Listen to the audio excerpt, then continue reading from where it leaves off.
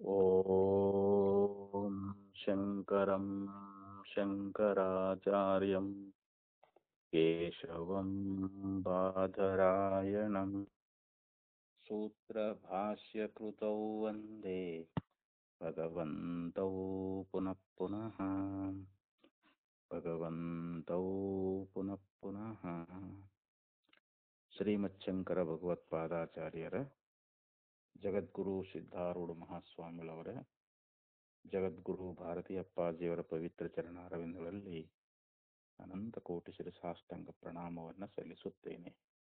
ಶ್ರವಣಾಪೇಕ್ಷ ತಮ್ಮೆಲ್ಲರಿಗೂ ಅನೇಕ ಶರಣಾರ್ಥಿಗಳು. ಬ್ರಹ್ಮಸೂತ್ರ 2ನೇ ಅಧ್ಯಾಯ 3ನೇ ಪಾದ 13ನೇ ಅಧಿಕರಣ 23ನೇ ಸೂತ್ರ. ಅವಿರೋಧಶ್ಚಂದನವತ್ ಅಂತ. ಚಂದನವತ್ ಅವಿರೋಧ ಅಂತ. ಚಂದನದಂತೆ ಇಲ್ಲಿ ಯಾವ ವಿರೋಧ ಅನ್ನುವಂತಹದ್ದಿಲ್ಲ ಅಂತ ಹೇಳಿ ಈ ಸೂತ್ರದಲ್ಲಿ ಪೂರ್ವ ಪಕ್ಷಿ ಹೇಳ್ತಾ ಇದ್ದಾನೆ. ನಾನು ಅಣುತ್ವೇ ಸತಿ ಏಕದೇಶಸ್ಥಸ್ಯ ಸಕಲ ದೇಹಗತ ಉಪಲಬ್ಧಿ ವಿರುದ್ಧತೆ ದೃಶ್ಯತೆ ಚ ಜಾಹ್ನವಿ ವ್ರತ ನಿಮಗ್ನಾನಾಂ ಸರ್ವಾಂಗ ಸೈತ್ಯೋಪಲಬ್ಧಿ ನಿದಾಘ ಸಮಯೇ ಚ ಸಕಲ ಶರೀರ ಪರಿತಾಪೋಲಬ್ಧಿ ಇತಿ. ಇಲ್ಲಿ ಒಂದು ಆಕ್ಷೇಪ ಅನ್ನುವಂತಹದ್ದು ಬರ್ತದೆ. ಇಲ್ಲಿ ಅಣುತ್ವೇ ಸತಿ ಅಂತ. ಇಲ್ಲಿ ಜೀವನಾಗಿರ್ತಕ್ಕಂಥವನು ಅಥವಾ ಆತ್ಮ ಅಂತ ಅನ್ಬೇಕಾರ, ಆತ್ಮ ಅವನು ಅಣು ಅಂತ ಒಪ್ಕೊಂಡಿದ್ದಾದ್ರೆ ಏಕದೇಶಸ್ಥಸ್ಯ, ಅಣು ಅಂದ್ರೆ ಮತ್ತೆ ಎಲ್ಲೋ ಒಂದು ಏಕದೇಶದಾಗ ಇರುವುದಲ್ದು, ಯಾವುದೋ ಒಂದು ಜಾಗದಲ್ಲಿ ಇರುವಂತಹದ್ದು. ಸಕಲ ದೇಹಗತ ಉಪಲಬ್ಧಿ ವಿರುದ್ಧತೆ, ಅದು ಒಂದೇ ಸ್ಥಳದಲ್ಲಿ ಇರುವುದರಿಂದ ಆ ಆತ್ಮ ಅನ್ನುವಂತಹದ್ದು ಇಡೀ ಶರೀರ ತುಂಬೆಲ್ಲ ಮತ್ತ ನಮಗ ಅರಿವು ಅನ್ನುವಂತಹದ್ದು ಆಗ್ತದಲ್ಲ, ಮತ್ತದು ವಿರುದ್ಧ ಆಕೈತಲ್ಲ. ಆತ್ಮ ಒಂದೇ ಒಂದು ಏಕದೇಶದೊಳಗೆ ಅದಾನ ಅಂತಂದ್ರೆ ಅಲ್ಲಿ ಅಷ್ಟೇ ನಮಗ ಅರಿವು ಆಗ್ಬೇಕಾಗಿತ್ತು. ಶರೀರ ತುಂಬೆಲ್ಲ ನಮಗ ಅರಿವು ಆಗ್ತದಂದ ಬಳಕ ಇದು ವಿರೋಧ ಆಗ್ತದ ಅಂತ ಹೇಳ್ತಾ ಇದ್ದಾನೆ. ಯಾಕಂದ್ರೆ ಇಡೀ ಶರೀರ ತುಂಬೆಲ್ಲ ನಾವ್ ಎಲ್ಲಿ ಮುಟ್ಟಿದ್ರೆ ನಮ್ಗೆ ಅರಿವು ಆಕತ್ತಲ್ರಿ ಇವಾಗ. ಮತ್ತೆ ಆತ್ಮನು ಅಂದ್ರೆ ಒಂದೇ ಸ್ಥಳದಲ್ಲಿ ಇದ್ದಂಗ ಆಯ್ತು ಅವನು. ದೃಶ್ಯತೆ ಚ ಜಾಹ್ನವಿ ವ್ರತ ನಿಮಗ್ನಾನ. ಈಗ ನಾವು ಲೋಕದಲ್ಲಿ ಏನ್ ನೋಡ್ತೀವಿ ಅಂತಂದ್ರೆ, ಜಾಹ್ನವಿ ಅಂದ್ರೆ ಈ ಗಂಗಾ ನದಿ. ಈ ಗಂಗಾ ನದಿ ಒಳಗ ಒಬ್ಬ ಮುಳುಗ್ಯಾನ ಅಂತ ತಿಳ್ಕೊಟ್ರ ಅವನಿಗೆ ಸರ್ವಾಂಗ ಶೈತ್ಯೋಪಲಬ್ಧಿ. ಅವನು ಇಡೀ ಸರ್ವಾಂಗದೊಳಗಂತಂದ್ರೆ ಎಲ್ಲಾ ಅಂಗಗಳಲ್ಲಿಯೂ ಕೂಡ ಆ ತಂಪಾದದ್ದು ಅನುಭವವನ್ನು ಪಡಿತಾನಂತವನು. ಅವನ ಶರೀರ ಎಷ್ಟು ಮುಳಿಯದ, ಇಡೀ ಶರೀರ ತುಂಬೆಲ್ಲ ಆ ನೀರಿನ ತಂಪು ಅನ್ನುವಂತಹದ್ದು ಅವನಿಗೆ ಅನುಭವಕ್ಕೆ ಬರ್ತದ ಅಂತ ಹೇಳ್ತಾರೆ. ನಿದಾಗ ಸಮಯೇಚ ಸಕಲ ಶರೀರ ತಾಪೋಪಲಬ್ಧಿ. ನಿದಾಗ ಅಂದ್ರೆ ಇದು ಬ್ಯಾಸಿಗೆ ಸಮಯ. ಬ್ಯಾಸಿಗೆ ಸಮಯದೊಳಗ ಆ ಸೂರ್ಯನ ಕಿರಣಗಳ ತಾಪ ಅನ್ನುವಂತಹದ್ದು ಇಡೀ ಶರೀರ ತುಂಬೆಲ್ಲ ನಮಗ ಅದ್ರ ಅರಿವು ಆಗ್ತೈತಿ ಅಂತ. ನಮ್ಮ ಶರೀರದ ಬ್ಯಾಸಿಗೊಳಗ ಮತ್ ಸೂರ್ಯನ ಕಿರಣ ಬ್ಯಾಸಿಗೆ ಬಿಸಿಲು ತಾಪ ಇರ್ತೈತಲ್ರಿ, ಬಿಸಿಲಿನ ತಾಪ ಮತ್ ಶರೀರ ತುಂಬಾ ಆಗ್ತೈತಲ್ರಿ. ಮತ್ ಆತ್ಮ ಅಣು ಆಗಿದ್ದ ಅಂತಂದ್ರ ಮತ್ ಅದ ಆತ್ಮ ಎಲ್ಲಿ ಇರ್ತಾನ ಅಲ್ಲಿ ಅಷ್ಟ ಅದರ ಅನುಭವ ಆಗ್ಬೇಕಾಗಿತ್ತು. ಮತ್ ಶರೀರ ತುಂಬೆಲ್ಲ ಅದರ ಅನುಭವ ಆಗ್ತದ ಅಂದ ಬಳಕ ಆ ಬಿಸಿಲಿನ ತಾಪ ಮತ್ತು ಇಲ್ಲಿ ಒಂದು ಗಂಗಾ ನದಿಯಲ್ಲಿ ಮುಳುಗಿದಾಗ ಅಲ್ಲಿ ನೀರಿನ ಒಂದು ತಂಪಾದ ಅನುಭವ ಅನ್ನುವಂತಹದ್ದು ಶರೀರ ತುಂಬೆಲ್ಲ ಆಗುವುದರಿಂದ ಇಲ್ಲಿ ಆತ್ಮ ಏಕದೇಶದಲ್ಲಿ ಇರ್ತಾನೆ ಅಂತ ನಾವು ಹೆಂಗ್ ಒಪ್ಪೋದು ಅಂತ ಇಲ್ಲಿ ಒಂದು ಆಕ್ಷೇಪ. ಅತ ಉತ್ತರಂ ಪಠತಿ, ಅದಕ್ಕೆ ಉತ್ತರವನ್ನ ಹೇಳ್ತಾ ಇದ್ದಾನೆ. ಇದೆಲ್ಲ ಪೂರ್ವ ಪಕ್ಷಿ ಅಭಿಪ್ರಾಯನೇ ಇರಲಿಲ್ಲ, ಇಷ್ಟು ಪೂರ್ವ ಪಕ್ಷಿ ಹೇಳ್ತಾ ಇದ್ದಾರೆ ಈಗ ಅವರು. ಅವಿರೋಧ ಛಂದನವತ್ ಅಂತ ಇದಕ್ಕೆ ಪರಿಹಾರವನ್ನ ಇಲ್ಲಿ ಹೇಳ್ತಾ ಇದ್ದ ಸೂತ್ರಕಾರರು. ಯಥಾ ಹಿ ಚಂದನ ಬಿಂದು ಶರೀರ ಏಕದೇಶ ಸಂಬಂಧ ಅಪಿ ಸನ್ ಸಕಲ ದೇಹವ್ಯಾಪಿನಂ ಆಹ್ಲಾದಂ ಕರೋತಿ. ಇಲ್ಲಿ ಶ್ರೀಗಂಧದ ಒಂದು ಹನಿ ನಾವು ನಮ್ಮ ಶರೀರದೊಳಗೆ ಒಂದು ಭಾಗದಲ್ಲಿ ಯಾವುದೋ ಒಂದು ಸ್ಥಾನದಲ್ಲಿ ಅದನ್ನ ನಾವು ಹಚ್ಕೊಂಡೇವಂತಂದ್ರ ಇಡೀ ನಮ್ಮ ಶರೀರ ತುಂಬೆಲ್ಲ ಅದು ನಮ್ಗೆ ಆಹ್ಲಾದವನ್ನು ಉಂಟು ಮಾಡ್ತದ ಅಂತ. ಅದಕ್ಕಂತ ಅವರು ಹರಿಶ್ಚಂದನ ಬಿಂದು. ಬಿಂದು ಅಂದ್ರೆ ಒಂದು ಹನಿ ಅಂತ. ಅದು ಶ್ರೀಗಂಧದ ಒಂದು ಚಂದನದ ಒಂದು ಹನಿ ಅನ್ನುವಂತಹದ್ದು ನಾವು ಶರೀರದಲ್ಲಿ ಯಾವುದೋ ಒಂದು ಭಾಗದಲ್ಲಿ ಹಚ್ಕೊಂಡೇವು. ನಾವು ಒಂದು ಜಾಗದಾಗ ಆ ಚಂದನದ ಬಿಂದುವನ್ನು ನಾವು ಹಚ್ಕೊಂಡೇವಲ್ಲ, ಶರೀರೇಕ ದೇಶ ಸಂಬಂಧಪಿ, ಅದು ಶರೀರದ ಯಾವುದೋ ಒಂದು ಭಾಗದಲ್ಲಿ ಅದರ ಸಂಬಂಧ ಆಗೈತೆ ಅಂದ್ರೂ ಕೂಡ ಸಕಲ ದೇಹ ವ್ಯಾಪಿನಂ, ಇಡೀ ಸಂಪೂರ್ಣ ದೇಹದ ತುಂಬೆಲ್ಲ ಅದು ಹೇಗೆ ಆಹ್ಲಾದವನ್ನ ಉಂಟು ಮಾಡುತ್ತದೆಯೋ ಅಂತ. ಏವಂ ಅಂದ್ರೆ ಹಾಗೆ ಅಂತ. ಆತ್ಮ ಅಪಿ ದೇಹೈಕ ದೇಶಸ್ಥಃ ಸಕಲ ದೇಹ ವ್ಯಾಪಿನಂ ಉಪಲಬ್ಧಿಂ ಕರಿಷ್ಯತಿ. ಹಂಗ ಇಲ್ಲಿ ಆತ್ಮನೂ ಕೂಡ ದೇಹದ ಯಾವುದೋ ಒಂದು ಭಾಗದಲ್ಲಿ ಅದಾನ ಅಂತಂದ್ರೂ ಕೂಡ ಈ ಶರೀರ ತುಂಬೆಲ್ಲ ದೇಹ ವ್ಯಾಪಿನಂ ಅಂದ್ರೆ ಏನು, ಈ ಶರೀರ ತುಂಬೆಲ್ಲ ಅವನ ಒಂದು ಅರಿವು ಅನ್ನುವಂಥದ್ದು ನಮಗಾಗ್ತದ ಅಂತ.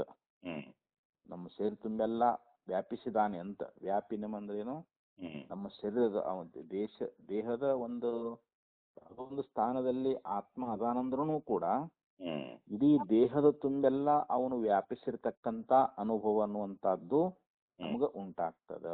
ಉಪಲಬ್ಧಿಂ ಕರಿಷ್ಯತಿ. ಇನ್ನೊಂದು ಹೇಳ್ತಾರೆ, ತ್ವಕ್ ಸಂಬಂಧಾಚ ಅಸ್ಯ ಶರೀರ ಸಕಲ ಶರೀರಗತ ವೇದನ ನ ವಿರುದ್ಧತೆ. ಈಗ ಚರ್ಮ ನಮ್ಮ ತ್ವಗೀಂದ್ರಿಯ ಅನ್ನುವಂಥದ್ದು ಅದಲ್ರಿ, ಅದಕ್ಕೆ ತ್ವಕ್ ಸಂಬಂಧ ಅಂತ ಹೇಳಿರವರು. ತ್ವಕ್ ಸಂಬಂಧಾಚ ಅಸ್ಯ ಸಕಲ ಶರೀರಗತ ವೇದನ. ನಮ್ಮ ಶರೀರದೊಳಗ ಆತ್ಮನಿಗೂ ಮತ್ತು ಈ ಚರ್ಮೇಂದ್ರಿಯಕ್ಕೂ ಸಂಬಂಧ ಇರುವುದರಿಂದ ಇವನಿಗೆ ಸಕಲ ಶರೀರಗತ ವೇದನಾ ಅಂದ್ರೆ ಎಲ್ಲಾ ಶರೀರ ತುಂಬೆಲ್ಲ ಆಗ್ತಕ್ಕಂತ ವೇದನೆ ಅನ್ನುವಂತಹದ್ದು ಆಗ್ತದ. ಮತ್ ಚರ್ಮ ನಮ್ಮ ಶರೀರ ತುಂಬೆಲ್ಲ ಐತಲ್ರಿ, ಆ ಚರ್ಮನಿಗೂ ಆತ್ಮನಿಗೂ ಸಂಬಂಧ ಆಗಿರುವುದರಿಂದ ನಮ್ಮ ಶರೀರ ತುಂಬೆಲ್ಲ ಆಗ್ತಕ್ಕಂತ ವೇದನೆ ಇದು ಆತ್ಮನಿಗೆ ಉಂಟಾಗ್ತದ. ಅಂದ್ರೆ ಇಲ್ಲಿ ಯಾವುದೇ ವಿರೋಧ ಅನ್ನುವಂತಹದ್ದಿಲ್ಲ ಅಂತ. ನಮ್ಮ ಶರೀರ ತುಂಬೆಲ್ಲ ಆಗ್ತಕ್ಕಂತ ವೇದನೆ ಇದು ಹೇಗಾಯ್ತು ಅಂದ್ರೆ ಆ ಚರ್ಮೇಂದ್ರಿಯದ ಸಂಬಂಧ. ತ್ವಗೀಂದ್ರಿಯ ಅಂತಂದ್ರೆ ಇಲ್ಲಿ ಈ ನಮ್ಮ ಚರ್ಮದ ಒಂದು ಸಂಬಂಧ ಅನ್ನುವಂತಹದ್ದು ಆಗಿರುವುದರಿಂದ ಈ ಆತ್ಮನಿಗೆ ಶರೀರ ತುಂಬೆಲ್ಲ ಆಗ್ತಕ್ಕಂತ ವೇದನೆ ಅನ್ನುವಂಥದ್ದು, ನೋವು ಅನ್ನುವಂತಹದ್ದು ಇದು ಆಗೋದು ಇದೇನು ವಿರೋಧ ಅಲ್ಲ ಅಂತ ಹೇಳಿದ್ರು ಅವರು. ತ್ವಗಾತ್ಮನೋರ್ಹಿ ಸಂಬಂಧ ಕೃಷ್ಣಾಯಾಮ್ ತ್ವಚಿ ವರ್ತತೆ. ಯಾಕಂತಂದ್ರೆ ಇಲ್ಲಿ ತ್ವಕ್ ಅಂತಂದ್ರೆ ಚರ್ಮ ಮತ್ತು ಆತ್ಮ, ಈ ಆತ್ಮನಿಗೂ ಮತ್ತು ಈ ಚರ್ಮಕ್ಕೂ ಈ ತ್ವಕ್ಕಿಗೂ ಸಂಬಂಧ ಕೃಷ್ಣಾಯಾಮ್ ತ್ವಚಿ ವರ್ತತೆ ಅಂತ. ಇವರ ಸಂಬಂಧ ಅನ್ನುವಂತಹದ್ದು ಈ ಚರ್ಮದ ತುಂಬೆಲ್ಲ ಐತಿ ಅಂತ. ಈ ಚರ್ಮದ ತುಂಬೆಲ್ಲ ಈ ಆತ್ಮನಿಗೂ ಮತ್ತು ತ್ವಕ್ಕಿಗೂ ಇರುವಂತಹ ಸಂಬಂಧ ಅನ್ನುವಂತಹದ್ದು ಇದು ಸಂಪೂರ್ಣ ಐತಿ ಅಂತ ಹೇಳ್ತಾರ ಅವರು. ತ್ವಕ್ಕು ಆತ್ಮ ಇವಳಿಗಿರುವಂತ ಸಂಬಂಧ ಅದು ಇಡೀ ತ್ವಕ್ಕಿನ ನಂತರ ಇನ್ನು ಚರ್ಮದ ತುಂಬೆಲ್ಲ ಐತಿ ಅಂತ ಹೇಳ್ಕೊಂಡ್ ಬಂದ್ರಿ. ಈಗ ತ್ವಕ್ ಚ ಸಕಲ ಶರೀರ ವ್ಯಾಪಿನಿ ಸತೀತಿ. ಈ ಚರ್ಮ ಅನ್ನುವಂತಹದ್ದು ಏನದ, ತ್ವಕ್ ಅನ್ನುವಂತಹದ್ದು ಏನದ ಅಂತಂದ್ರೆ ಇದು ಸಕಲ ಶರೀರ ವ್ಯಾಪಿನಿ ಅಂದ್ರೆ ಇಡೀ ನಮ್ಮ ಶರೀರ ತುಂಬೆಲ್ಲ ಇದು ವ್ಯಾಪಿಸ್ಕೊಂಡದ ಅಂತ. ಈ ಚರ್ಮ ನಮ್ಮ ಶರೀರ ತುಂಬೆಲ್ಲ ವ್ಯಾಪಿಸ್ಕೊಂಡದಲ್ರಿ. ಮತ್ತ ಆತ್ಮನಿಗೂ ಈ ತ್ವಕ್ಕಿಗೂ ಸಂಬಂಧ ಆಗಿರುವುದರಿಂದ ನಮ್ಮ ಶರೀರದ ಇಡೀ ಏನು ತ್ವಕ್ಕಿನ ತುಂಬೆಲ್ಲ ಅದರ ಅನುಭವ, ಅದು ವೇದನೆ ಆಗಲಿ ಒಂದು ಯಾವುದೇ ಆಗ್ಲಿ, ನಮ್ಗೆ ಶೀತ ಆಗ್ಲಿ ಉಷ್ಣ ಆಗ್ಲಿ ಎಲ್ಲ ನಮ್ ಇಡೀ ಶರೀರ ತುಂಬೆಲ್ಲ ಉಂಟಾಗ್ತದಲ್ರಿ ಅಂತ ಹೇಳ್ಕೊಂಡ್ಬಂದ್ರು. ಇನ್ನ ಮುಂದಿನ ಸೂತ್ರ ಹೇಳ್ತಾ ಇದ್ದಾರೆ, ಅವಸ್ಥಿತಿ ವೈಶೇಷಾದಿತಿ ಚೇತ್ ನ ಅಭ್ಯುಪಗಮಾದ್ ಹೃದಿ ಅವಸ್ಥಿತಿ ವೈಶೇಷಾತ್. ಅಂದ್ರೆ ಇಲ್ಲಿ ವಿಶೇಷವಾಗಿರ್ತಕ್ಕಂಥ ಅವಸ್ಥಿತಿ ಅನ್ನುವಂತಹದ್ದಲ್ಲ. ಇತಿ ಚೇತ್, ಹೀಗೊಂದು ವೇಳೆ ಹೇಳಿದ್ದಾದರೆ, ನ ಅಭ್ಯುಪಗಮಾದ್ ಹೃದಯ, ಇಲ್ಲಪ್ಪ ಅವನು ಹೃದಯದಲ್ಲಿದ್ದಾನೆ ಅಂತೇಳಿ ನಾವು ಒಪ್ಪಿಕೊಂಡಿದ್ದೇವೆ ಅಂತ ಇಲ್ಲಿ ಈ ಸೂತ್ರದಲ್ಲಿ ಹೇಳ್ತಾ ಇದ್ದಾರೆ. ಇಲ್ಲಿ ಪೂರ್ವ ಪಕ್ಷಿ ಏನ್ ಹೇಳ್ತಾನ ಅಂತಂದ್ರೆ, ಈ ಆತ್ಮ ನಮ್ಮ ಶರೀರದ ಏಕದೇಶದಲ್ಲಿ ಇದ್ದಾನೆ ಅನ್ಲಿಕ್ಕೆ ಅವನು ಪ್ರಮಾಣವನ್ನು ಕೂಡ ಕೊಡ್ತಾ ಇದ್ದಾನಂತ.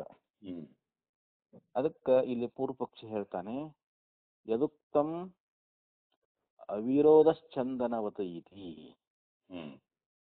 ಪೂರ್ವದಲ್ಲಿ ಏನು ಹೇಳಿದ್ರು? ಚಂದನದಂತೆ ಅವಿರೋಧವಾಗಿರುವಂತಹದ್ದು. ಅಂದ್ರೆ ಚಂದನದ ಏಕದೇಶದಲ್ಲಿ ನಾವು ಅದನ್ನ ಹಚ್ಕೊಂಡ್ರ ಇಡೀ ನಮ್ಮ ಶರೀರದ ತುಂಬೆಲ್ಲ ಹೆಂಗ ಆಹ್ಲಾದ ಉಂಟಾಗ್ತದ ಅಂತ ಹೇಳಿ ಒಂದು ಉದಾಹರಣೆ ಕೊಟ್ಟ ಹೇಳಿದ್ರಲ್ರಿ, ಅದು ತತ್ ಅಯುಕ್ತಂ, ಆ ದೃಷ್ಟಾಂತ ಇಲ್ಲಿ ಸರಿ ಬರೋದಿಲ್ಲ ಅಂತ ಹೇಳ್ತಾ ಇದ್ದಾರೆ. ಅದು ಅಯುಕ್ತ ಅಂದ್ರೆ ಅದು ಹೊಂದುಗಡೆ ಆಗುವುದಿಲ್ಲ ಅಂತ, ನೀವು ಹೇಳಿದ್ದು ಸರಿ ಅಲ್ಲ ಅಂತ. ಚಂದನದಂತೆ ಯಾವ ವಿರೋಧ ಅನ್ನುವಂತಹದ್ದಿಲ್ಲ ಅಂತ ಹೇಳಿದ್ರಲ್ಲ, ಅದು ಯುಕ್ತವಾದದ್ದಲ್ಲ, ಅದು ಸರಿಯಾದದ್ದಲ್ಲ. ಯಾಕೆ ಅಂತಂದ್ರೆ ದೃಷ್ಟಾಂತ ದಾಷ್ಟಾಂತಿಕ ಯೋಹೋ ಅತುಲ್ಯತ್ವಾತ್. ಇಲ್ಲಿ ದೃಷ್ಟಾಂತ ಮತ್ತು ದಾಷ್ಟಾಂತದೊಳಗ ಸಮಾನತೆ ಅನ್ನುವಂತಹದ್ದಿಲ್ಲ ಅಂತ. ದೃಷ್ಟಾಂತ ದ್ರಾಷ್ಟಾಂತ ಎರಡು ಸಮಾನ ಆಗಿರ್ಬೇಕು, ಅವಕ್ಕೆ ಹೋಲಿಕೆ ಇರ್ಬೇಕಂತಾರ ಅವ್ರು. ಆದ್ರೆ ಆ ಹೋಲಿಕೆ ಅನ್ನುವಂತಹದ್ದು ಆ ಚಂದನವತ್ತು ಅನ್ನುವಂತಹ ದೃಷ್ಟಾಂತದೊಳಗ ಅಲ್ಲಿ ಹೊಂದುವುದಿಲ್ಲ. ಯಾಕೆ ಅಂತಂದ್ರೆ ಸಿದ್ಧೇಹಿ ಆತ್ಮನಃ ದೇಹೈಕ ದೇಶಸ್ತತ್ವೇ ಚಂದನ ದೃಷ್ಟಾಂತೋ ಭವತಿ. ಇಲ್ಲಿ ಆತ್ಮ ದೇಹದ ಏಕದೇಶದಲ್ಲಿ ಇದಾನೆ ಅನ್ನೋದು ಮೊದಲು ಸಿದ್ಧ ಆಗ್ಬೇಕಂತಾರ. ಅದು ಸಿದ್ಧ ಆದದ್ದಾದರೆ ಈ ಚಂದನ ದೃಷ್ಟಾಂತ ಅನ್ನುವಂತಹದ್ದು ಹೊಂದುಗಡೆ ಆಗ್ತದೆ. ಆತ್ಮ ಈ ದೇಹದಲ್ಲಿ ಅದಾನ, ಒಂದು ಕಡೆಯೊಳಗೆ ಅದಾನ ಅನ್ನೋದು ಮೊದಲು ಸಿದ್ಧ ಮಾಡ್ರಿ ಅಂತಾರ ಅವ್ರು. ಆಮೇಲೆ ಚಂದನ ದೃಷ್ಟಾಂತ ಅನ್ನುವಂತಹದ್ದು ಅವಾಗ ಹೊಂದಿಸ್ಬೋದು ನಾವು ಅದನ್ನ ಅಂತ ಹೇಳಂದ್ರು. ಯಾಕಂತಂದ್ರೆ ಪ್ರತ್ಯಕ್ಷಂ ತು ಚಂದನಸ್ಯ ಅವಸ್ಥಿತಿ ವೈಶೇಷ್ಯಂ ಏಕದೇಶಸ್ತ್ವಂ ಸಕಲ ದೇಹ್ಲಾದನಂ ಚ. ಇಲ್ಲಿ ಪ್ರತ್ಯಕ್ಷಂತು ನಮಗೇನ್ ಪ್ರತ್ಯಕ್ಷ ಇದೆ ಅಂತಂದ್ರೆ ಆ ಚಂದನದ ಒಂದು ಹನಿ ಎನ್ನುವಂತಹದ್ದು ಅವಸ್ಥಿತಿ ವೈಶೇಷ್ಯಂ, ಅದು ಒಂದು ಏಕದೇಶದೊಳಗ ಆ ಚಂದನ ಅನ್ನುವಂತಹದ್ದು ವಿಶೇಷವಾದ ಒಂದು ಅವಸ್ಥಿತಿ ಅನ್ನುವಂತಹದ್ದು. ಅಂದ್ರೆ ಅದು ಒಂದು ಕಡೆಯಲ್ಲಿ ಅದನ್ನುವಂತಹದ್ದು ಮತ್ತು ಈ ನಮ್ಮ ಶರೀರ ತುಂಬೆಲ್ಲ ಅದು ನಮಗೆ ಸಂತೋಷವನ್ನ ಉಂಟು ಮಾಡ್ತದ ಅನ್ನುವಂತಹದ್ದು ಕೂಡ ನಮಗ ಪ್ರತ್ಯಕ್ಷ ಅದ. ಎಲ್ಲರಿಗೆ ಆನಂದ, ಅದರ ಅನುಭವ ಐತಲ್ರಿ. ಇವಾಗ ಆ ಚಂದನವನ್ನ ತಗೊಂಡು ಶ್ರೀಗಂಧದ ಒಂದು ಹನಿ ಅದನ್ನ ನಮ್ಮ ಶರೀರದ ಯಾವುದೋ ಒಂದು ಭಾಗದಲ್ಲಿ ನಾವು ಅದನ್ನ ಇಟ್ಕೊಂಡೇವಂತಂದ್ರೆ, ಅದನ್ನ ಹಚ್ಕೊಂಡೇವಂತಂದ್ರೆ ಅದು ಇಡೀ ನಮ್ಮ ಶರೀರ ತುಂಬೆಲ್ಲ ನಮಗದು ಆನಂದವನ್ನ ಉಂಟು ಮಾಡ್ತದ. ಅದು ಇದು ಎಲ್ಲರಿಗೂ ಪ್ರತ್ಯಕ್ಷ ಇದೆ, ಎಲ್ಲರಿಗೂ ಅನುಭವನ ಅದು ಅಂತ ಹೇಳ್ತಾ ಇದ್ದಾರೆ ಅವರು. ಅವಸ್ಥಿತಿ ವೈಶೇಷಂ ಏಕದೇಶಸ್ತ್ವಂ ಸಕಲ ದೇಹ್ಲಾದನಂ ಚ. ಅಂದ್ರೆ ಒಂದು ಸ್ಥಾನದಲ್ಲಿದ್ದುಕೊಂಡು ಈ ಎಲ್ಲಾ ದೇಹ ತುಂಬೆಲ್ಲ ಆಹ್ಲಾದವನ್ನ ಉಂಟು ಮಾಡತಕ್ಕಂತಹದ್ದು ಇದು ಪ್ರತ್ಯಕ್ಷವೇ ಇದೆ ಅಂತ ಹೇಳಿದರು. ಚಂದನಸ್ಯ ಅವಸ್ಥಿತಿ ವೈಶೇಷ್ಯಂ, ಆ ಚಂದನದ ಒಂದು ಅವಸ್ಥಿತಿ, ವಿಶೇಷವಾದ ಒಂದು ಅವಸ್ಥಿತಿ ಅನ್ನುವಂತಹದ್ದು ಏನಾದ, ಯಾಕಂದ್ರೆ ಅದು ಒಂದು ಕಡೆ ಇದ್ದುಕೊಂಡು ಎಲ್ಲಾ ದೇಹದಲ್ಲಿ ಆನಂದವನ್ನ ಉಂಟು ಮಾಡತಕ್ಕಂತಹದ್ದು ಇದು ಪ್ರತ್ಯಕ್ಷದ. ಆದರೆ ಆತ್ಮನಃ ಪುನಃ ಸಕಲ ದೇಹೋಪಲಬ್ಧಿ ಮಾತ್ರಂ ಪ್ರತ್ಯಕ್ಷಂ ನ ಏಕದೇಶ ವರ್ತಿತ್ವಂ. ಆದ್ರೆ ಇಲ್ಲಿ ಆತ್ಮನಿಗೆ ಈ ದೇಹದ ತುಂಬೆಲ್ಲ ಒಂದು ಜ್ಞಾನ ಉಂಟಾಗ್ತಕ್ಕಂಥದ್ದು ಮಾತ್ರ ನಮಗೆ ಪ್ರತ್ಯಕ್ಷವಾಗಿದೆ ಹೊರತು ಅದು ಆತ್ಮ ಒಂದೇ ಕಡೆಯಲ್ಲಿ ಇರ್ತಾನ ಅನ್ನೋದು ನಮಗೆ ಪ್ರತ್ಯಕ್ಷ ಆಗಿಲ್ಲ. ಯಾಕಂದ್ರೆ ನಮಗ್ ದೇಹ ತುಂಬಿದ್ರೆ ನಮಗ್ ಜ್ಞಾನ ಆಕೈತಿ. ಇವಾಗ ನಾವು ಅಂಗಾಲೊಳಗೊಂದು ಮುಳು ಚುಚ್ಕೊಂಡ್ರು ಅದ್ರ ಜ್ಞಾನ ಆಕೈತಿ. ಕಣ್ಣಾಗ ಒಂದು ಹಳ್ಳ ಬಿದ್ರೂ ನಮ್ಗೆ ಜ್ಞಾನ ಆಕೈತಿ. ನಮ್ಮ ಶರೀರದೊಳಗೆ ಯಾವುದೇ ಭಾಗದೊಳಗೆ ನಾವು ಅದನ್ನ ಅನುಭವ ಮಾಡ್ಕೋತೀವಿ ನಾವು. ಜ್ಞಾನ ನಮ್ಗೆ ಶರೀರ ತುಂಬೆಲ್ಲ ಅದರ ಒಂದು ಅರಿವು ಅನ್ನುವಂತಹದ್ದು. ಆತ್ಮನ ಸಕಲ ಸಕಲ ದೇಹೋಪಲಬ್ಧಿ ಮಾತ್ರಂ. ಆತ್ಮನು ನಮ್ಮ ಶರೀರ ತುಂಬೆಲ್ಲ ಅವನ ಅರಿವು ಅದ ಅನ್ನುವಂತಹದ್ದು ನಮಗ ಪ್ರತ್ಯಕ್ಷ ಅದ. ಆದ್ರೆ ನಮ್ಗ ನ ಏಕದೇಶ ವರ್ತಿತ್ವ. ಆದ್ರೆ ಅವನು ನಮ್ಮ ದೇಹದ ಒಳಗ ಯಾವುದೋ ಒಂದು ಜಾಗದಲ್ಲಿ ಅದಾನ, ಯಾವುದೋ ಒಂದು ಸ್ಥಾನದಲ್ಲಿ ಅದಾನ ಅನ್ನುವಂಥದ್ದು, ಯಾವುದೋ ಒಂದು ಕಡೆ ಅದಾನ ಅಂತ ಹೇಳಿರುವುದು ನಮಗ್ ಪ್ರತ್ಯಕ್ಷವಾಗಿಲ್ವಲ್ಲ ಅಂತ ಹೀಗೆ ಇಲ್ಲಿ ಪೂರ್ವ ಪಕ್ಷಿ ಆಕ್ಷೇಪ ಅನ್ನುವಂತಹದ್ದು ಅದಿಲ್ಲಿ. ಅನುಮೇಯಂ ತು ತತ್ ಇತಿ ಯದಪಿ ಉಚ್ಚೇತ ನಚತ್ರ ಅನುಮಾನಂ ಸಂಭವತಿ. ಹಾಗಾದ್ರೆ ಅದು ಅನುಮೇಯ ಆಗಿದೆ ಅಂತ ಹೇಳ್ಬಹುದು ಅದನ್ನ. ಅನುಮೇಯ ಅಂದ್ರೆ ಅದನ್ನ ಅನುಮಾನದಿಂದ ನಾವು ಈ ರೀತಿ ತಿಳ್ಕೊಳ್ಬಹುದಲ್ಲ ಅಂತಂದ್ರೆ, ಆದ್ರೆ ಇಲ್ಲಿ ಅನುಮಾನ ಅನ್ನುವಂಥದ್ದು ಸಂಭವಿಸುವುದಿಲ್ಲ ಅಂತ ಹೇಳ್ತಾ ಇದ್ದಾರೆ. ಆ ಅನುಮಾನದಿಂದ ನಾವು ಆತ್ಮನನ್ನ ಏಕದೇಶದಲ್ಲಿದ್ದಾನೆ ಅಂತ ಹೇಳಿ ನಾವು ಅದನ್ನ ಅನುಮಾನ ಮೂಲಕವಾಗಿ ತಿಳ್ಕೊಳ್ಳಿಕ್ಕೆ ಸಂಭವ ಆಗುವುದಿಲ್ಲ. ಕಿಂ ಆತ್ಮನಃ ಸಕಲ ಶರೀರಗತ ವೇದನಾ ತ್ವಗೀಂದ್ರಿಯಸ್ಯೈವ ಸಕಲ ದೇಹ ವ್ಯಾಪಿನಃ ಸತಃ ಕಿಂ ವಾ ವಿಭೋರ್ನವಸ ಇವ. ಇಲ್ಲಿ ಮತ್ತೆ ಅವನು ಕೇಳ್ತಾ ಇದ್ದಾನೆ, ಕಿಂ ಆತ್ಮನಃ ಸಕಲ ಶರೀರಗತ ವೇದನಾ. ಅಂದ್ರೆ ಇಲ್ಲಿ ಆತ್ಮನಾಗಿರ್ತಕ್ಕಂಥವನು ಇಲ್ಲಿ ಎಲ್ಲಾ ದೇಹಗಳಲ್ಲಿ ಅಂದ್ರೆ ನಮ್ಮ ಶರೀರ ತುಂಬೆಲ್ಲ ಅಂತ ಆ ಜ್ಞಾನ ಉಂಟಾಗ್ತದನ್ನುವಂತಹದ್ದು ಅದು ಪ್ರತ್ಯಕ್ಷ ಅಂತ ನಮ್ಗೆ ಆಗೈತಿ. ಅದು ಆದ್ರೆ ಒಂದೇ ಕಡೆಯಲ್ಲಿ ಇರುವಂತಹದ್ದು ಪ್ರತ್ಯಕ್ಷ ಆಗಿಲ್ಲ ಅಂತ ಹೇಳಿ ಪೂರ್ವದಲ್ಲಿ ಹೇಳ್ಕೊಂಬಂದ್ರಲ್ರಿ. ಯಾಕಂದ್ರೆ ಇಲ್ಲಿ ಆತ್ಮನಿಗೆ ಸಕಲ ಶರೀರದಲ್ಲಿ ಆಗುವಂತ ವೇದನೆ, ಈಗ ನಮ್ಮ ಶರೀರ ತುಂಬೆಲ್ಲ ಆತ್ಮನಿಗೆ ಉಂಟಾಗ್ತದಲ್ಲ. ನಮ್ಗೆ ಏನೋ ಒಂದು ಶರೀರದೊಳಗೆ ವೇದನೆ ಐತಿ ಅಂದ್ರೆ ಅದು ಆತ್ಮನಿಗೆ ಆ ಸಕಲ ಶರೀರದಲ್ಲಿರ್ತಕ್ಕಂತ ಒಂದು ನೋವು, ಒಂದು ವೇದನೆ ಅಂದ್ರೆ ದುಃಖ. ಅದು ತ್ವಗೀಂದ್ರಿಯದಂತೆ ಅದು ಸಕಲ ದೇಹ ವ್ಯಾಪಿಯಾಗಿರುವುದರಿಂದಲೋ ಅಥವಾ ಆಕಾಶದಂತೆ ವ್ಯಾಪಕವಾಗಿರುವುದರಿಂದಲೋ ಅಥವಾ ಚಂದನ ಬಿಂದುವಿನಂತೆ ಅಣುವಾಗಿದ್ದುಕೊಂಡು ಎಲ್ಲೋ ಒಂದು ಕಡೆಯಲ್ಲಿ ಇರುವುದರಿಂದಲೋ ಅನ್ನುವಂತ ಇಲ್ಲಿ ಈ ಸಂಶಯ ಅನ್ನುವಂತಹದ್ದೇನೈತಲ್ಲ ಇದನ್ನು ಬಗೆಹರಿಸಕ್ ಆಗುದಿಲ್ಲ ಅಂತ ಹೇಳ್ತಾ ಇದ್ದಾನು. ಇಲ್ಲಿ ಪೂರ್ವ ಪಕ್ಷಿ ಏನ್ ಹೇಳ್ತಾ ಇದ್ದಾನಂತಂದ್ರೆ, ಕಿಂ ಆತ್ಮನಃ ಸಕಲ ಶರೀರಗತ ವೇದನಾ ತ್ವಗೀಂದ್ರಿಯಸ್ಯೈವ. ತ್ವಗೀಂದ್ರಿಯ ಅಂತಂದ್ರೆ ಏನು? ಈ ಚರ್ಮೇಂದ್ರಿಯ ಅಂತ. ಈ ಆತ್ಮನು ಸಕಲ ಶರೀರಗತ ವೇದನಾ ಅಂದ್ರೇನು? ಈ ಶರೀರ ತುಂಬೆಲ್ಲ ಆಗ್ತಕ್ಕಂತ ಒಂದು ವೇದನೆ ಅನ್ನುವಂತಹದ್ದು ಏನದಲ್ಲ, ತ್ವಗೀಂದ್ರಿಯಸ್ಯೈವ. ತ್ವಗೀಂದ್ರಿಯನು ನಮ್ಮ ಈ ಚರ್ಮೇಂದ್ರಿಯದ ಅದು ಸಕಲ ದೇಹ ವ್ಯಾಪಿನಃ ಅಂದ್ರೆ ಅದು ಶರೀರ ತುಂಬೆಲ್ಲ ಅದು ವ್ಯಾಪಿಸಿಕೊಂಡದಲ್ರಿ. ಈ ನಮ್ಮ ತ್ವಗೀಂದ್ರಿಯ ಅನ್ನುವಂತಹದ್ದು ಸಕಲ ಶರೀರಗಳಲ್ಲಿ ಇರ್ತಕ್ಕಂತ ಆಗುವಂತ ವೇದನೆ ತ್ವಗೀಂದ್ರಿಯದಂತೆ ಹೆಂಗ ನಮ್ಮ ಚರ್ಮೇಂದ್ರಿಯ ಅನ್ನುವಂತಹದ್ದು ಇದು ಸಕಲ ದೇಹ ವ್ಯಾಪಿ ಆಗೈತಲ್ಲ, ಹಂಗ ಇಲ್ಲಿ ಆತ್ಮ ಸಕಲ ಶರೀರದಲ್ಲಿ ಅವನು ತ್ವಗೀಂದ್ರಿಯದಂತೆ ವ್ಯಾಪಿಸಿಕೊಂಡಿದ್ದಾನಂತ ತಿಳ್ಕೊಂಡು ಈ ರೀತಿಯಾಗಿ ಹೇಳ್ತಾ ಇದ್ದೀರೋ, ಇಲ್ಲ ಆಕಾಶದಂತೆ ಅವನು ವ್ಯಾಪಕನಾಗಿದ್ದಾನೆ. ಆಕಾಶ ಹೆಂಗ್ ವ್ಯಾಪಕ ಐತಲ್ಲ ಹಂಗ ಆತ್ಮ ವ್ಯಾಪಕನಾಗಿರುವುದರಿಂದ ಅವನಿಗೆ ಆ ಒಂದು ವೇದನೆ ಅನ್ನುವಂತಹದ್ದು ಆಗ್ತದಂತ ಹೇಳ್ತಿರೋ, ಅಥವಾ ಆ ಚಂದನ ಬಿಂದು ಅನ್ನುವಂತಹದ್ದು ಹೆಂಗ ಒಂದು ಸ್ಥಾನದಲ್ಲಿ ಇದ್ದುಕೊಂಡು ಎಲ್ಲಾ ಕಡೆಯಲ್ಲಿ ಅದರ ಹೆಂಗ ಅನುಭವ ಆಗ್ತೈತಲ್ರಿ, ಹಂಗ ಅವನು ಅಣುವಾಗಿದ್ದುಕೊಂಡು ದೇಹದ ಯಾವುದೋ ಒಂದು ಕಡೆಯಲ್ಲಿರುವುದರಿಂದಲೋ ಅಂತ ಹೇಳಿ ಈ ಏನು ಒಂದು ಸಂಶಯ ಅನ್ನುವಂತಹದ್ದು ಬರ್ತದಲ್ಲ ಇದು ಬಗೆಹರಿಸುವ ಹಾಗಿಲ್ಲ ಅಂತ ಹೇಳ್ತಾ ಇದ್ದಾರೆ ಇಲ್ಲಿ.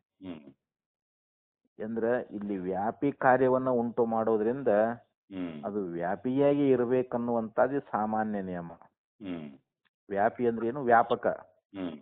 ವ್ಯಾಪಕವಾಗಿರ್ತಕ್ಕಂತ ಕಾರ್ಯವನ್ನ ಉಂಟು ಮಾಡೋದ್ರಿಂದ ಅದು ಕೂಡ ವ್ಯಾಪಕವಾಗಿ ಇರಬೇಕನ್ನುವಂತ ಸಾಮಾನ್ಯ ನಿಯಮ. ಈ ಚಂದನ ಬಿಂದು ಅದು ಏಕದೇಶದಲ್ಲೇ ಅಲ್ಲಿ ಇರ್ತದನ್ನುವಂತಹದ್ದು ನಮ್ಗೆ ಕಂಡದ. ಅದಕ್ಕೂ ಆ ವ್ಯಾಪಕವಾಗಿರ್ತಕ್ಕಂಥ ಕಾರ್ಯ ಆಗ್ಲಿ ಅಂತಾಗ್ಲಿ, ಆದ್ರೆ ಆತ್ಮನ ಏಕದೇಶಸ್ಥ ಅನ್ನುವಂಥದ್ದು ಇನ್ನೂ ಸಿದ್ಧವಾಗದೇ ಇರುವಾಗ ಅವನು ಏಕದೇಶಸ್ಥ ಅಂತ ಹೇಳಿ ವಿಶೇಷವನ್ನ ಯಾತಕ್ ಕಲ್ಪಿಸಬೇಕು ಅಂತ ಇಲ್ಲಿ ಆಕ್ಷೇಪ ಅಷ್ಟೇ. ಇಲ್ಲಿ ಅವನು ಏಕದೇಶದಲ್ಲಿ ಇದ್ದಾನನ್ನುವಂತ ಇನ್ನೂ ಸಿದ್ಧ ಆಗಿಲ್ವಲ್ಲ. ಸಿದ್ಧ ಆದ ಬಳಿಕ ಅಲ್ಲ ನಾವು ಅವನಿಗೆ ಒಂದು ವಿಶೇಷವನ್ನು ಏನಾದ್ರು ಕಲ್ಪಿಸ್ಲಿಕ್ಕೆ ಬರ್ತದ ಅಂತ. ಈಗ ಚಂದನ ಬಿಂದು ಅನ್ನುವಂಥದ್ದು ಏಕದೇಶದಲ್ಲಿ ಇದ್ದದ್ದು ಅದು ನಮ್ಮ ಶರೀರ ತುಂಬೆಲ್ಲ ಅದು ನಮಗ ಒಂದು ಹರ್ಷವನ್ನ ಆನಂದವನ್ನ ಉಂಟು ಮಾಡ್ತಕ್ಕಂಥ ಇದು ಪ್ರತ್ಯಕ್ಷ ಇದು ಅಂತ ಹೇಳಿ ಇಲ್ಲಿ ಟಿಪ್ಪಣಿಯೊಳಗೆ ಅವರು ಬರಿತಾ ಇದ್ದಾರೆ. ಈ ರೀತಿ ಸಂಶಯ ಬಂದ್ರೆ ಅದಕ್ಕೆ ಇವರು ಉತ್ತರ ಕೊಡ್ತಾ ಇದ್ದಾರೆ. ಆಚಾರ್ಯರ ಭಾಷ್ಯದಲ್ಲಿ ಬರಿತಾ ಇದ್ದಾರೆ, ಅತ್ರ ಉಚ್ಯತೆ. ಈ ರೀತಿ ಸಂಶಯ ಮಾಡ್ಕೊಂಡಿದ್ದಾದ್ರೆ ನಾಯಂ ದೋಷ, ಇದೇನು ದೋಷ ಅಲ್ಲ ಅಂತ. ಯಾಕೆಂದ್ರೆ ಕಸ್ಮಾತ್, ಯಾಕಂತಂದ್ರೆ ಅಭ್ಯುಪಗಮಾತ್, ನಾವು ಒಪ್ಕೊಂಡ್ಬಿಟ್ಟಿದ್ದೀವಿ ಅಂತ. ಏನು ಒಪ್ಕೊಂಡಿದ್ದೀವಿ ಅಂತಂದ್ರೆ ಅಭ್ಯುಪಗಮೇ ಹಿ ಆತ್ಮನಃ ಅಪಿ ಚಂದನಸ್ಯೈವ ದೇಹ ಏಕದೇಶ ವೃತ್ತಿತ್ವಂ ಅವಸ್ಥಿತಿ ವೈಶೇಷ್ಯಂ. ಇಲ್ಲಿ ಒಪ್ಪಿಕೊಂಡಿರ್ತಕ್ಕಂಥ ವಿಚಾರ ಯಾವುದು ಅಂತಂದ್ರೆ ಇಲ್ಲಿ ಆತ್ಮನಃ ಅಪಿ, ಇಲ್ಲಿ ಆತ್ಮನೂ ಕೂಡ ಏಕದೇಶ ಅಂದ್ರೆ ಚಂದನದಂತೆ. ಹೆಂಗ ಚಂದನ ಅನ್ನುವಂತಹದ್ದು ಒಂದು ದೇಹದ ಒಂದು ಸ್ಥಾನದಲ್ಲಿ ಇಟ್ಟುಕೊಂಡಾಗ ಅದು ಶರೀರ ತುಂಬೆಲ್ಲ ಹೆಂಗ ಅದು ಆಹ್ಲಾದವನ್ನು ಉಂಟು ಮಾಡ್ತದಲ್ಲ, ಹಂಗ ಏಕದೇಶದಲ್ಲಿ ಆತ್ಮ ಇರ್ತಾನೆ ಅನ್ನೋದನ್ನ ಈ ವಿಶೇಷವಾಗಿರ್ತಕ್ಕಂಥ ಅವಸ್ಥಿತಿಯನ್ನು ನಾವು ಒಪ್ಪಿದೀವಿ ಅಂತ. ಆತ್ಮ ಏಕದೇಶದಲ್ಲಿ ಇರ್ತಾನೆ ಅನ್ನುವಂತ ಒಂದು ಅಲ್ಲಿ ವಿಶೇಷವಾಗಿರ್ತಕ್ಕಂಥ ಒಂದು ಅವಸ್ಥಿತಿ ಅನ್ನುವಂತಹದ್ದು ಏನದಲ್ಲ ಅದನ್ನು ಒಪ್ಕೊಂಡಿದೀವಿ. ಹೇಗೆ ಅಂತಂದ್ರೆ ಅದಕ್ಕೆ ಆಚಾರ್ಯ ಹೇಳಿದ್ರು, ಕಥಂ ಇತಿ ಉಚ್ಯತೆ. ಹೇಗೆ ಅಂತಂದ್ರೆ ಹೃದಿ ಹಿ ಏಷ ಆತ್ಮ ಪಠ್ಯತೆ ವೇದಾಂತೇಶು. ವೇದಾಂತೇಶು ಅಂದ್ರೆ ಶ್ರುತಿಗಳಲ್ಲಿ ಅಂತ. ವೇದಾಂತ ವಾಕ್ಯಗಳಲ್ಲಿ ಹೃದಿ ಹಿ ಏಷಃ ಆತ್ಮ, ಹೃದಯದಲ್ಲಿಯೇ ಏಷ ಆತ್ಮ ಅಂದ್ರೆ ಈ ಆತ್ಮನು ಹೃದಯದಲ್ಲೇ ಇದ್ದಾನೆ ಅಂತೇಳಿ ನಮ್ಗೆ ಶ್ರುತಿ ಅನ್ನುವಂತಹದ್ದು ಹೇಳ್ತದ. ಹೃದಯ ಏಷ ಆತ್ಮ ಪ್ರಶ್ನೋಪನಿಷತ್ತಿನಲ್ಲಿ ಹೇಳ್ತಾ ಇದ್ದಾರೆ. ಏನಂತ ಹೇಳಿದ್ರು, ಏಷಃ ಹೃದಿ ಆತ್ಮ ಅಂದ್ರೆ ಏಷ ಆತ್ಮ ಹೃದಿ. ಈ ಆತ್ಮ ಎಲ್ಲಿದ್ದಾನೆ ಅಂದ್ರೆ ನಮ್ಮ ಹೃದಯದಲ್ಲಿದ್ದಾನೆ. ಮತ್ ಹೃದಯ ಅಂದ್ಮೇಲೆ ಒಂದು ಏಕದೇಶದಲ್ಲಿ ಹೇಳ್ದಂಗಾಯ್ತಲ್ರಿ ಇವಾಗ. ಶರೀರ ತುಂಬೆಲ್ಲ ಆತ್ಮ ಅದಾನ ಅಂತ ಹೇಳಿ ಶ್ರುತಿ ಹೇಳಿಲ್ಲ, ನಮ್ಮ ಹೃದಯದಲ್ಲಿ ಆತ್ಮ ಇದ್ದಾನೆ ಅಂತ ಶ್ರುತಿನೇ ಹೇಳ್ತದ. ಸವಾ ಏಷ ಆತ್ಮ ಹೃದಿ ಚಾಂದೋಗ್ಯೋಪನಿಷತ್ನಲ್ಲಿ ಈ ಪ್ರಶ್ನೋಪನಿಷತ್ತನ್ನ ಹೇಳಿ ಮತ್ತೆ ಚಾಂದೋಗ್ಯೋಪನಿಷತ್ ಹೇಳಿದ್ರು, ಸವಾ ಏಷ ಆ ಈ ಆತ್ಮನು ಹೃದಿ ಹೃದಯದಲ್ಲೇ ಇದ್ದಾನೆ ಅಂತ ಹೇಳಿ ಚಾಂದೋಗ್ಯದಲ್ಲಿಯೂ ಕೂಡ ಹೇಳ್ಕೊಂಡು ಬಂದಿದ್ದಾರೆ. ಮತ್ತು ಬೃಹದಾರಣ್ಯಕೋಪನಿಷತ್ ಏನ್ ಹೇಳ್ತಾರಂತಂದ್ರೆ, ಕಥಮ ಆತ್ಮ ಇತಿ ಯೋಯಂ ವಿಜ್ಞಾನಮಯ ಪ್ರಾಣೇಶು ಹೃದ್ಯಂತರ್ಜ್ಯೋತಿ ಪುರುಷಃ. ಅಲ್ಲಿ ಬೃಹದಾರಣ್ಯಕೋಪನಿಷತ್ನಲ್ಲಿಯೂ ಕೂಡ ಏನ್ ಹೇಳ್ಕೊಂಡು ಬಂದ್ರು ಅಂತಂದ್ರೆ, ಈ ಆತ್ಮ ಅಂತಂದ್ರೆ ಅವನು ಯಾರು ಅಂತ ಹೇಳಿ ಅಲ್ಲಿ ಪ್ರಶ್ನೆ ಅನ್ನುವಂತಹದ್ದನ್ನ ಮಾಡಿ ಈ ಪ್ರಾಣಗಳಲ್ಲಿ ಯಾರು ವಿಜ್ಞಾನಮಯನಾಗಿ ನಮ್ಮ ಹೃದಯದೊಳಗೆ ಇರುವಂತ ಜ್ಯೋತಿ ರೂಪನಾಗಿರ್ತಕ್ಕಂತ ಪುರುಷ ಇದಾನಲ್ಲ ಅಂತ ಹೇಳಿ ಅಲ್ಲಿ ಹೃದಯದೊಳಗ ಅಂತ ಹೇಳ್ಯಾರ. ಹೃದಯದೊಳಗನ ಇರ್ತಕ್ಕಂತ ಅದು ಜ್ಯೋತಿ ರೂಪವಾಗಿರ್ತಕ್ಕಂತ ಪುರುಷ ಇದಾನಲ್ಲ, ಮತ್ತ ಅವನೇ ಆತ್ಮ ಅಂತ. ಇಲ್ಲಿ ಆತ್ಮ ಆತ್ಮ ಅಂದ್ರೆ ಯಾರು ಅಂತ ಇಲ್ಲಿ ಪ್ರಶ್ನೆ ಬಂತು. ಕಥಮ ಆತ್ಮ, ಆತ್ಮ ಅಂದ್ರೆ ಯಾರು, ಇವುಗಳಲ್ಲಿ ಆತ್ಮ ಯಾರು ಅಂತ ಪ್ರಶ್ನೆ ಮಾಡಿ ಅದಕ್ಕೆ ಉತ್ತರ ಏನ್ ಕೊಟ್ರು ಅವರು, ಪ್ರಾಣೇಶು ವಿಜ್ಞಾನಮಯ ಅಂತ ಹೇಳ್ತಾ ಇದ್ದಾರೆ ಅವರು. ವಿಜ್ಞಾನಮಯ ಪ್ರಾಣೇಶು ಅಂದ್ರೆ ಪ್ರಾಣೇಶು ಅಂದ್ರೆ ಪ್ರಾಣಗಳಲ್ಲಿ ವಿಜ್ಞಾನಮಯವನಾಗಿ ಹೃದ್ಯಂತ ಜ್ಯೋತಿ ಪುರುಷ, ಹೃದಯದಲ್ಲಿರ್ತಕ್ಕಂಥ ಜ್ಯೋತಿ ಪುರುಷನ ಜ್ಯೋತಿ ರೂಪನಾಗಿರ್ತಕ್ಕಂಥ ಪುರುಷನು ಅಂತೇಳಿ ಹಿಂಗ ಬೃಹದಾರಣ್ಯಕೋಪನಿಷತ್ತಿನಲ್ಲಿಯೂ ಕೂಡ ಉಪದೇಶ ಮಾಡ್ಕೊಂಡು ಬಂದಿದ್ದಾರೆ.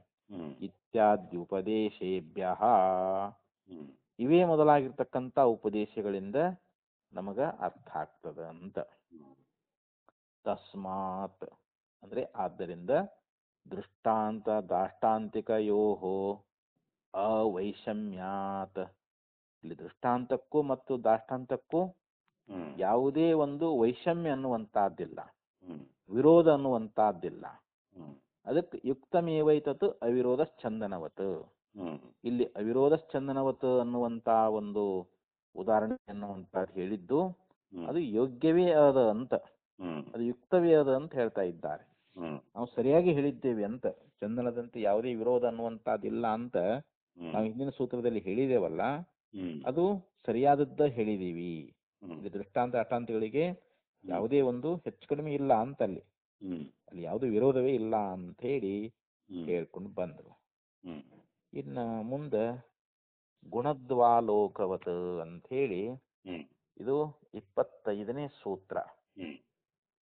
ಗುಣದ್ವಾ ಅಂದ್ರೆ ಗುಣ ಅನ್ನುವಂತಹದ್ದು ಅದು ವ್ಯಾಪಕವಾಗಿರುವುದರಿಂದಲೂ, ಹಾಗೆ ಇಲ್ಲಿ ಆತ್ಮನೂ ಕೂಡ ಅವನು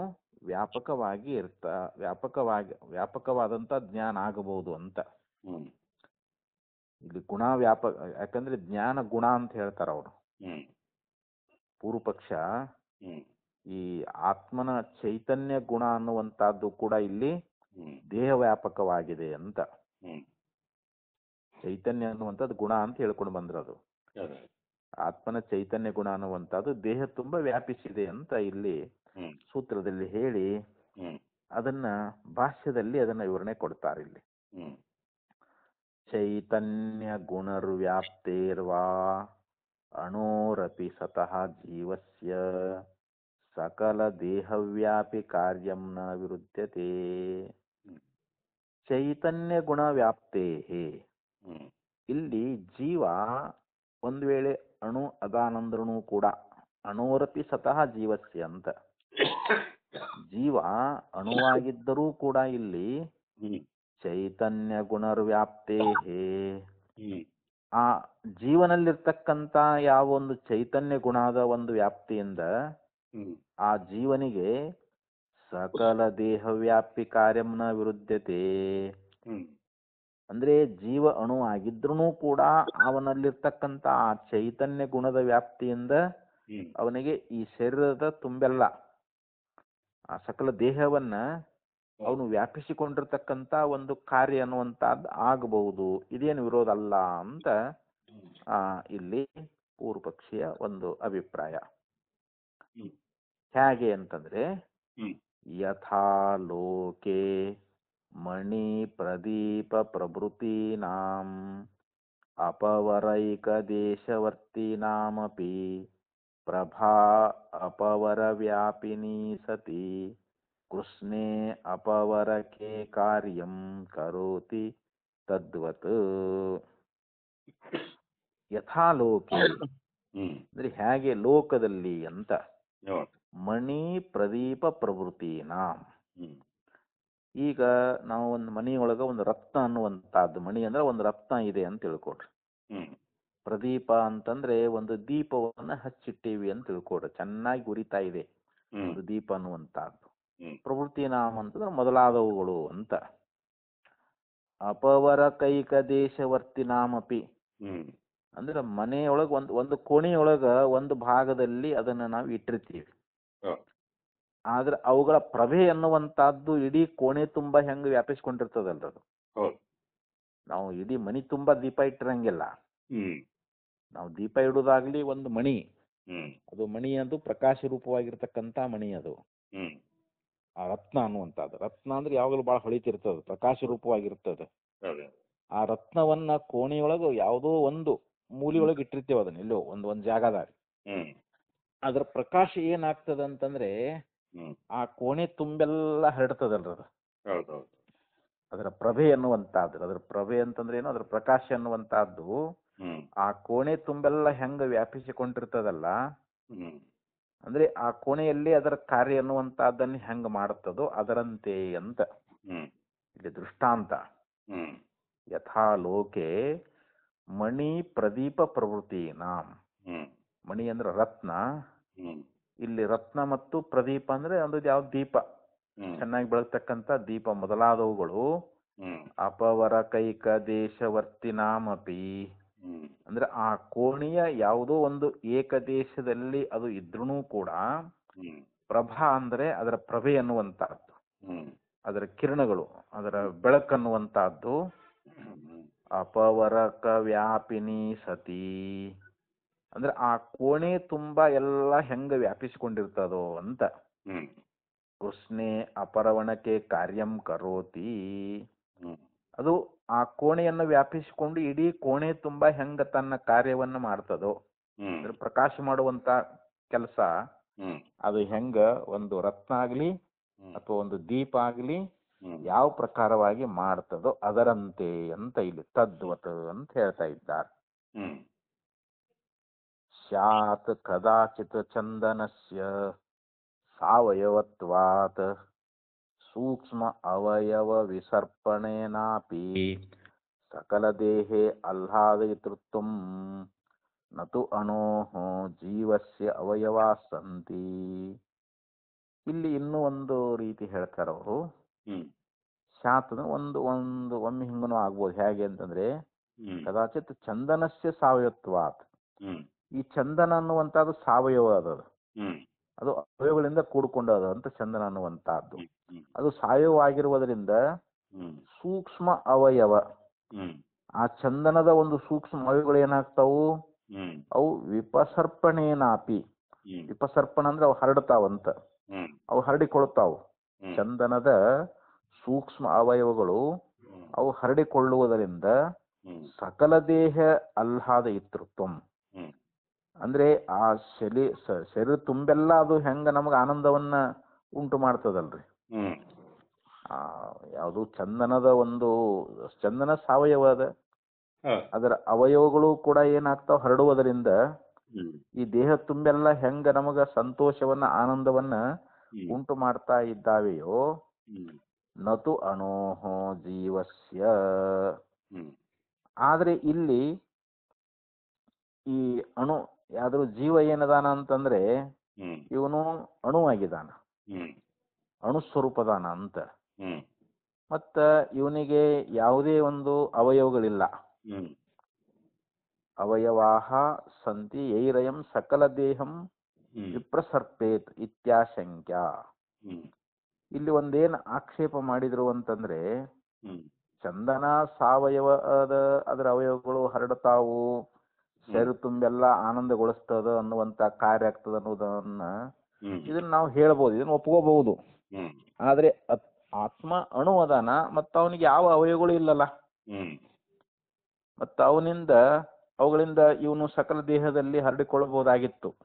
ಒಂದ್ ವೇಳೆ ಅವಯವಗಳು ಇದ್ದಿದ್ರೆ ಆತ್ಮ ಅಣುವಾಗಿದ್ರು ಕೂಡ ದೇಹದ ಯಾವುದೋ ಒಂದು ಸ್ಥಾನದಲ್ಲಿ ಅದಾನಂದ್ರೂ ಕೂಡ ಅವ ಅವಯವಗಳು ಅವನಿಗೆ ಇದ್ದಿದ್ದಾದ್ರೆ ಅವನು ಎಲ್ಲಾ ದೇಹಗಳ ತುಂಬೆಲ್ಲ ಹರಡಿಕೊಳ್ಬಹುದಾಗಿತ್ತು. ಮತ್ತ ಅದು ಇಲ್ವಲ್ಲ ಅಂತ ಈ ರೀತಿ ಆಕ್ಷೇಪ ಅನ್ನುವಂತಹದ್ದು ಬಂದ್ರೆ ಗುಣದ್ವಾ ಲೋಕವತು ಇತ್ಯುಕ್ತಂ. ಇಲ್ಲಿ ಗುಣದ್ವಾ ಅಂದ್ರೆ ಇಲ್ಲಿ ಗುಣ ಅನ್ನುವಂತಹದ್ದು ಇದು ವ್ಯಾಪಕವಾಗಿರುವುದರಿಂದ ಹಂಗ ವ್ಯಾಪಕ ಜ್ಞಾನ ಆಗಬಹುದು ಅಂತ. ಹೆಂಗಂದ್ರೆ ಲೋಕವತು ಇತ್ಯುಕ್ತಂ, ಲೋಕದಂತೆ ಅಂತ ಹೇಳಿ ಇದನ್ನ ನಾವು ಅರಿಬೇಕು ಅಂತ ಈ ಒಂದು ಸೂತ್ರದ ಅರ್ಥವನ್ನ ಇಲ್ಲಿ ಹೇಳ್ಕೊಂಡು ಬಂದ್ರಿ. ಈಗ ಇನ್ನ ಮತ್ತೆ 26ನೇ ಸೂತ್ರ ಹೇಳ್ತಾರ ಅವರು. ವ್ಯತಿರೇಕೋ ಗಂಧವತ್ ಅಂತ, ಗಂಧದಂತೆ ಇಲ್ಲಿ ವ್ಯತಿರೇಕ ಕೂಡ ಆಗಬಹುದು ಅಂತ. ಇಲ್ಲಿ ಗುಣ ಮತ್ತು ಗುಣಿಗಳ ವಿಚಾರ ಬರ್ತಾವ್ರಿ. ಗುಣ ಅನ್ನುವಂತಹದ್ದು ಅದು ಗುಣಿಯನ್ನ ಬಿಟ್ಟು ಇರೋದಿಲ್ಲ ಅಂತ ಹೇಳಿ ಇಲ್ಲಿ ಮತ್ತೆ ಇಲ್ಲಿ ಅವನು ಆಕ್ಷೇಪವನ್ನು ಮಾಡ್ತಾನ್ರಿ. ಇಲ್ಲಿ ಇದೆಲ್ಲ ಪೂರ್ವ ಪಕ್ಷೀಯ ವಿಚಾರಗಳು ಅದರದು. ಇದು ಭಾಷ್ಯ ಸ್ವಲ್ಪ ಜಾಸ್ತಿ ಐತಿದ್ರೆ ನಾಳೆ ನೋಡೋಣ ಬೇಕಾದ್ರೆ, ನಾಳೆ ವಿಚಾರ ಮಾಡೋಣ ತಗೊಳ್ರಿ. ಇವತ್ತಿಷ್ಟು ಇರ್ಲಿ. ಇವತ್ತು 26ನೇ ಸೂತ್ರ ನಾಳೆ ನೋಡೋಣ. ವ್ಯತಿರೇಕೋ ಗಂಧವತ್ ಅಂತೇಳಿ.